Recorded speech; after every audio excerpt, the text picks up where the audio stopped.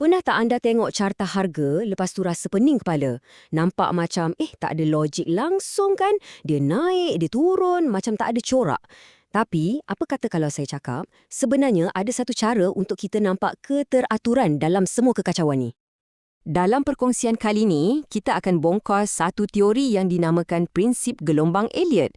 Teori ni kata pergerakan pasaran saham atau forex ni, dia bukanlah rawak. Sebaliknya, ia ikut corak psikologi manusia yang sama yang berulang-ulang kali. Baiklah, ini dia perjalanan kita untuk hari ni. Mula-mula, kita akan persoalkan, betul ke pasaran ni ada corak? Lepas tu, kita akan bedah siasat DNA gelombang ni, iaitu corak 53. Seterusnya, kita akan kenal personaliti setiap gelombang, faham 3 peraturan wajib dan akhir sekali, kita tengok apa jadi bila gelombang ni mula jadi rumit sikit.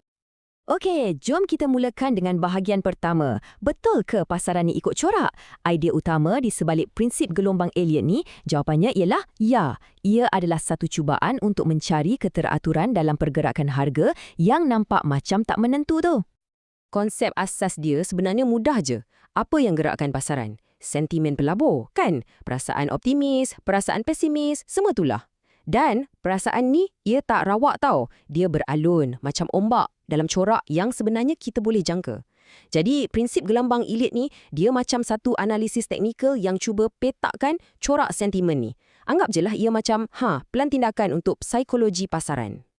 Nah, sekarang kita masuk ke bahagian paling penting. Kita akan lihat struktur asas ataupun boleh kita panggil DNA gelombang iaitu corak 53. Inilah nadi kepada keseluruhan prinsip ni. Komponen yang pertama namanya gelombang motif.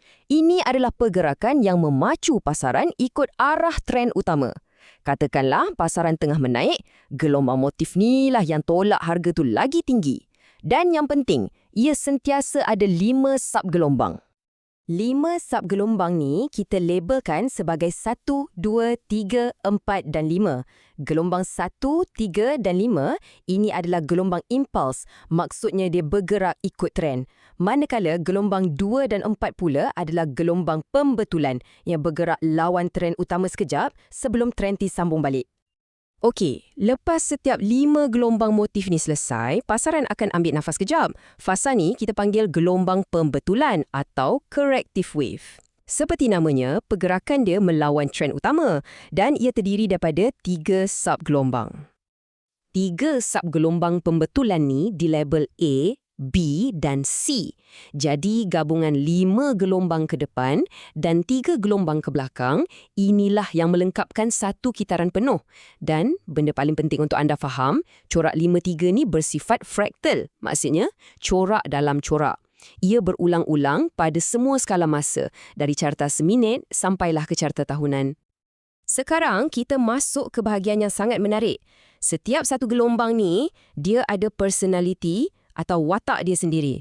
Kalau kita faham sifat setiap fasa ni, kita boleh dapat gambaran yang lebih jelas tentang sentimen pasaran pada waktu tu.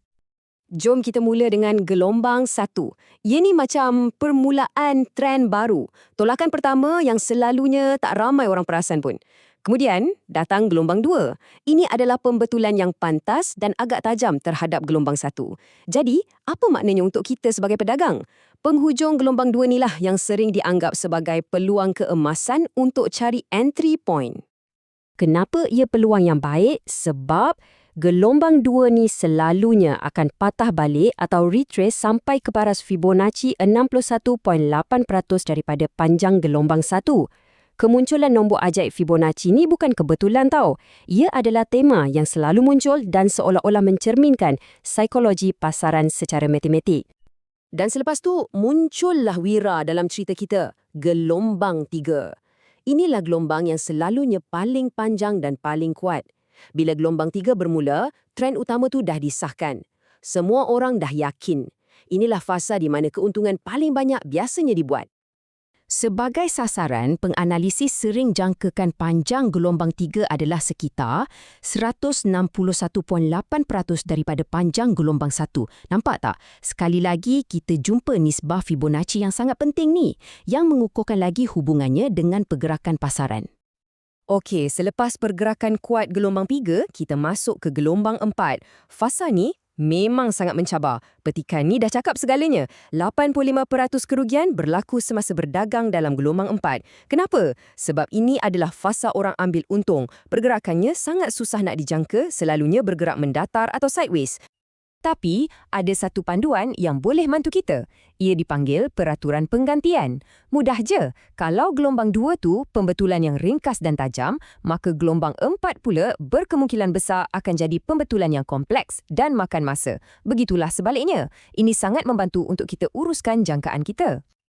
Okey, kita dah kenal personaliti setiap gelombang. Sekarang, jom kita lihat pula tulang belakang teori ni, iaitu 3 peraturan asas yang tak boleh dilanggar selama sekali. Kalau ada satu pun peraturan yang pecah, kiraan gelombang anda tu automatik terbatal.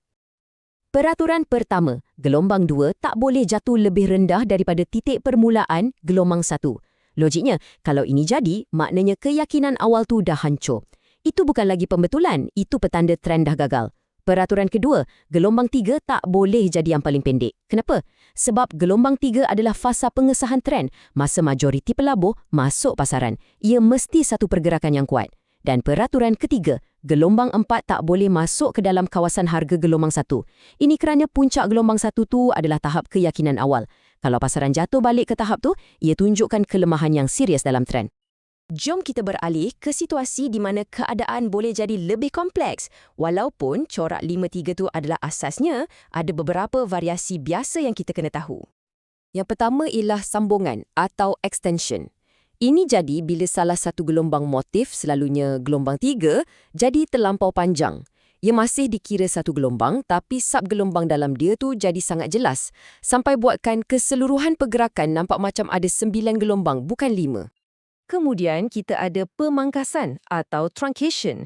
Ini pula bila gelombang 5 gagal untuk melepasi paras tertinggi gelombang 3, seolah-olah dia cacat atau kehabisan tenaga. Ini selalunya petanda awal yang trend semasa tu dah lemah dan mungkin akan ada pembalikan arah tak lama lagi. Dan yang ini adalah pengecualian kepada peraturan nombor 3 yang kita sebut tadi. Corak diagonal ni jadi bila gelombang 4 bertindih dengan kawasan harga gelombang 1. Corak ni biasanya terbentuk sama ada di permulaan trend sebagai leading diagonal ataupun di penghujung trend sebagai ending diagonal, menandakan trend tersebut dah nak sampai ke penghujung ke. Jadi, apa kesimpulannya? Sangat penting untuk kita ingat yang prinsip gelombang Elliott ni bukanlah bola kristal. Ia bukan alat untuk ramal masa depan dengan 100% tepat.